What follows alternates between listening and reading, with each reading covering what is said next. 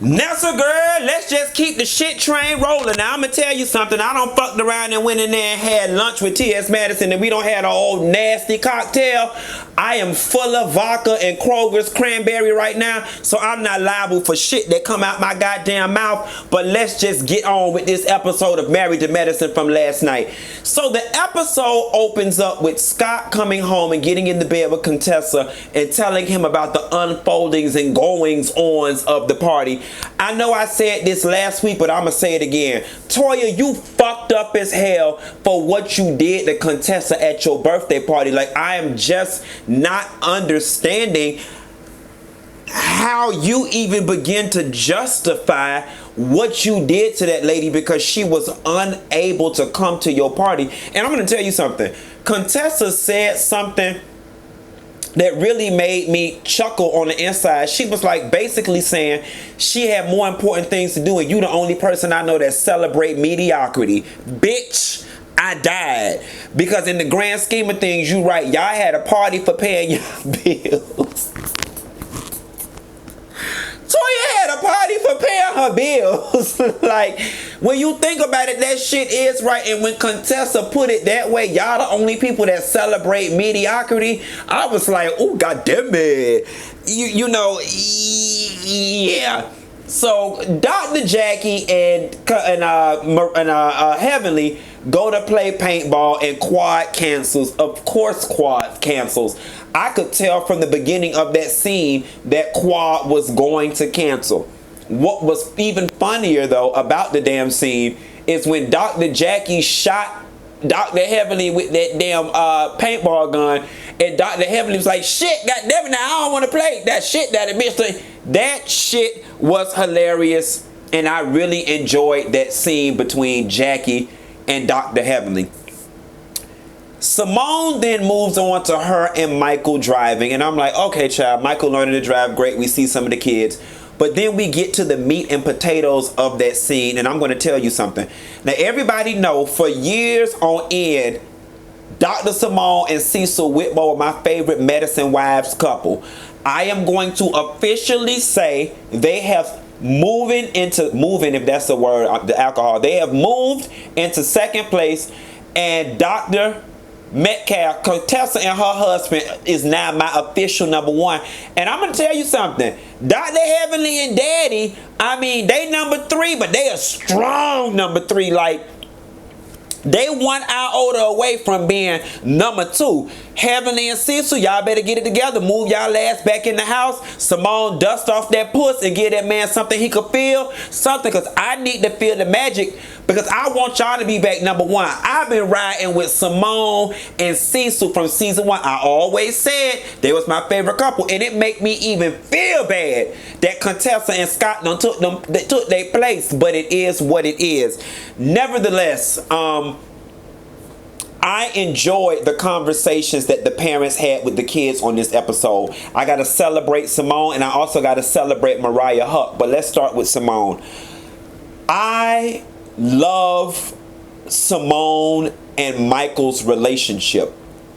I love the juxtaposition between Michael and Simone's older son. How they say Michael is emotional. He's more in touch with his emotions. He's a tad bit more sensitive, and the reason that I like it is because we live in a world that tells boys they're not allowed to have feelings, they're not allowed to be emotional, that they're wimps, that they're sissies, that they're faggots if they have feelings and express it, or if they feel anything.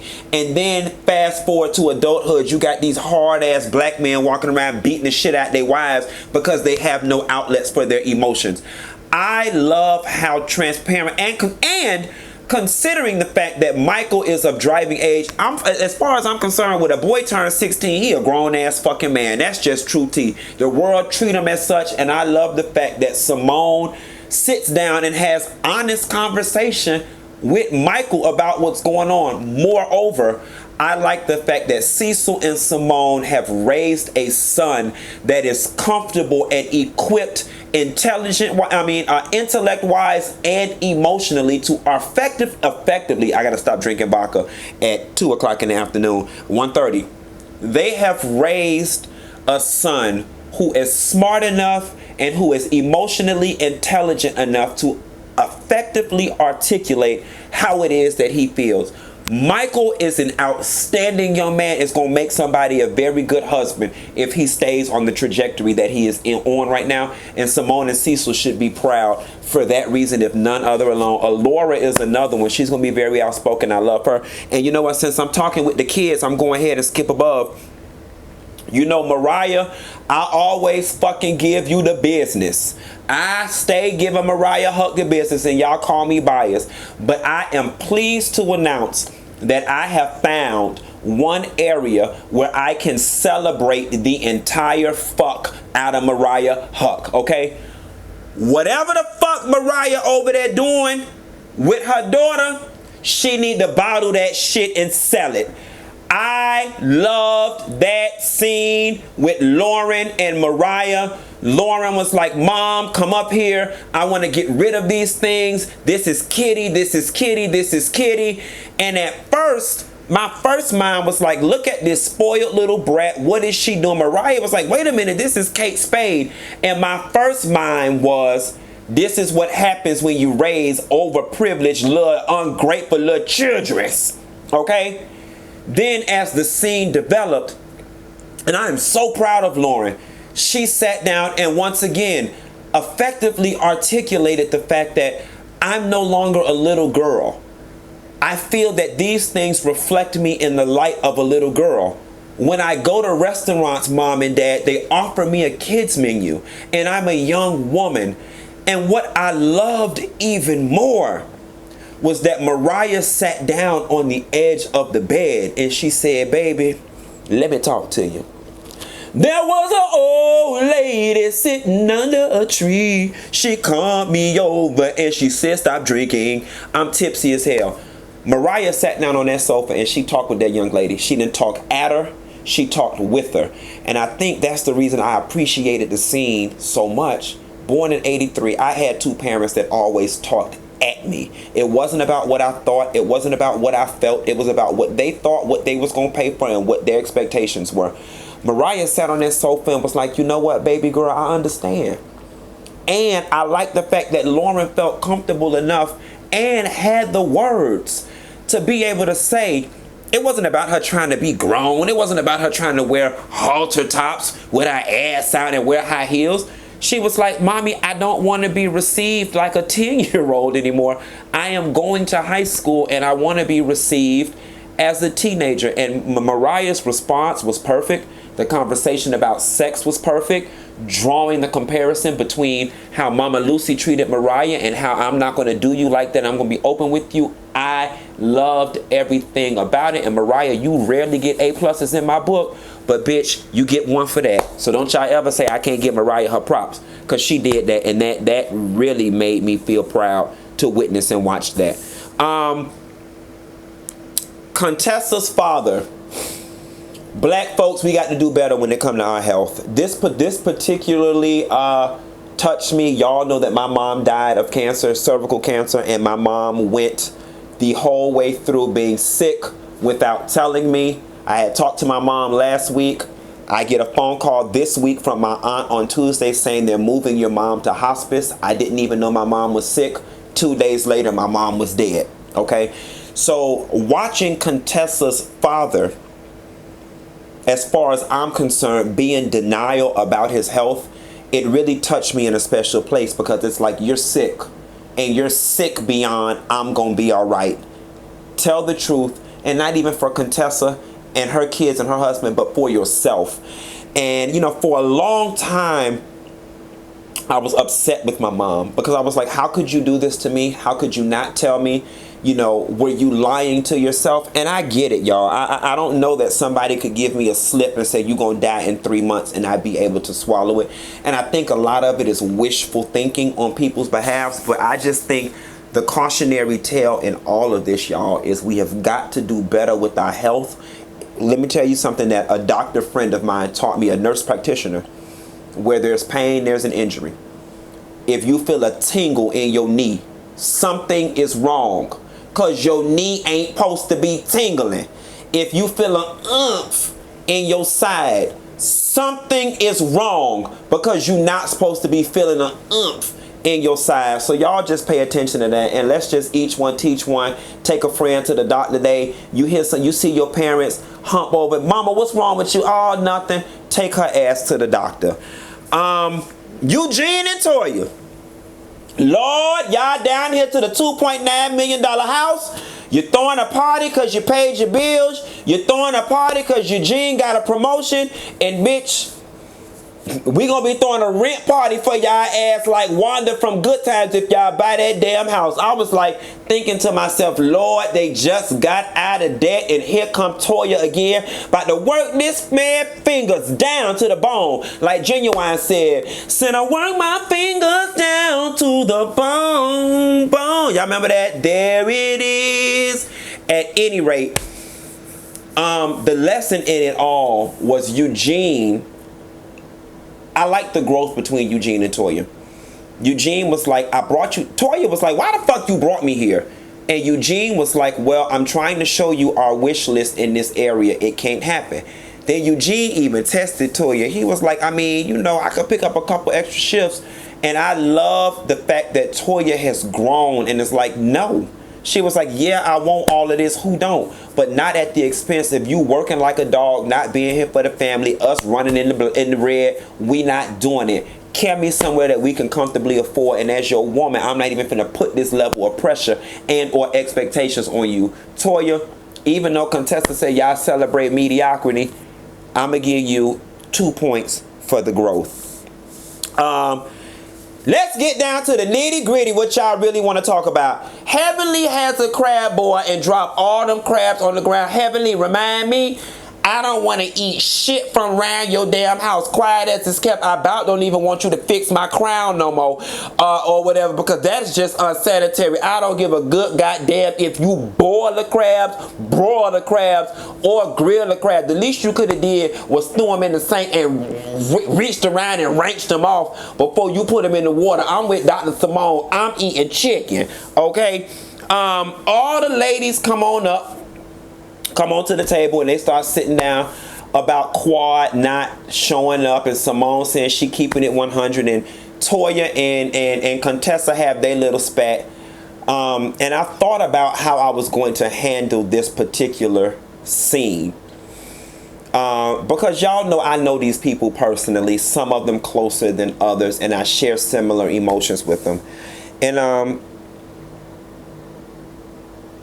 thought long and hard on this. And I'm going to handle this like this. I'm in 100% agreement with Simone as it relates to her feelings with Quad, because I feel the same damn way, and Quad did me the same damn way.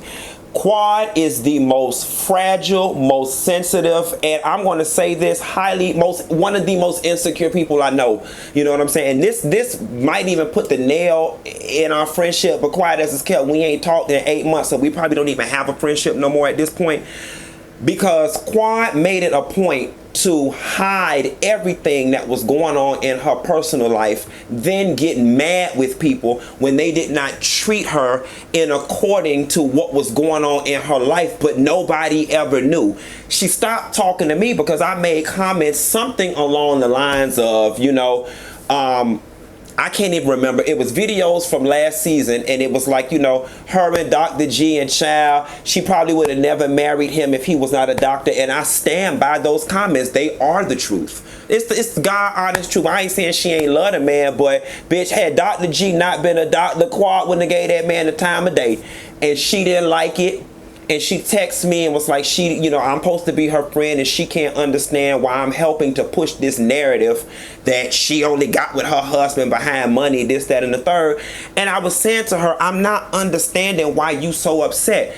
And I also said to her, of everybody on Married to Medicine, because we are friends, I give you the biggest break. I wear Mariah the fuck out. And I was like, the 1 or 2 times when I'm forced to say just a little something around the edge about you, you mad and want to say we not friends, and you can't believe I would do you like this, and you would expect this from this person and that person.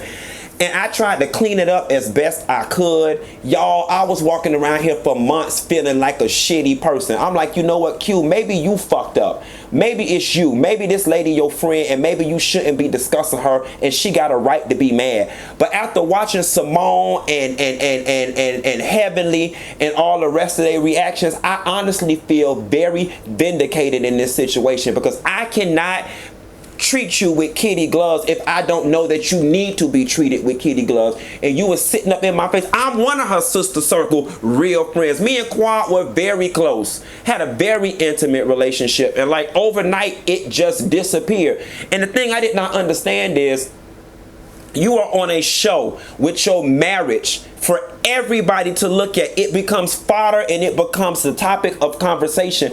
And when people skirt around, like, listen, you around here talking about you was mad because the man ain't take the garbage out, and we didn't know the man was right there getting his dick sucked in hotels and shit. You can't get mad that people are not responding to you as if that was going on and they did not know what was going on. I say all that. I ain't finna tell all our personal business, because that's not cool to do that. But I will say this, and if she's watching, because I'm pretty sure she is, or somebody is gonna send it to her, like, I don't know, like, I think you know, and I love Quad to death, but Quad can be so self-centered at times that it's damn blinding. I can show y'all text, and I'm not, because I'm classy like this and not like this. I have reached out to this woman. I have tried to make it right. I have tried to, and she's still giving me her ass to kiss. So with that being said, I'm assuming per her actions that there's a fork in our relationship, and it's done. So I don't mind being this level of transparent. I will never tell secrets. I will never out, but I will say I completely get where Simone and them are coming from when it comes to Quad. So then she shows up, hello, how's it going? And it's like, bitch, everybody know you around there catching hell. Just come and be real. And you talking about you not getting the level of support that you deserve, and it's not sisterly, but we all handle things differently, and I get it. But Quad makes it a point to walk around like everything is perfect, then get mad when people don't treat her as if everything isn't perfect. You can't have it both ways. And here's the last thing I'm going to say. Perfection is a guise of insecurity. It is. That's why it's so important for Quad to be so prim and proper, because she's fragile and she's vulnerable, which is a great trait to have if only she learned to embrace it as opposed to run away from it. And because I know Quad so well, I'm saying this out of love. I miss my friendship with Quad. I want to be friends with Quad again, but I know based on past relations that she is going to interpret this as me dragging her, because she's accused me of dragging her. Anytime I say one or two things about what we all see on TV, I'm dragging her. Nonetheless, if it's over, it's over. If it's not, it's not. It was real when it lasted, and I still want a friendship, but maybe she don't. You know, hopefully she can receive this on a good heart. I mean, I've reached out to her time and time again. She didn't want to have it. You know, Quad has done a lot for me. She's had my back in certain situations, and I like to think that I've had hers in a lot of situations in terms of emotional support and keeping secrets. But, you know, people sometimes like to dictate what your friendship should look like to them, and you can't.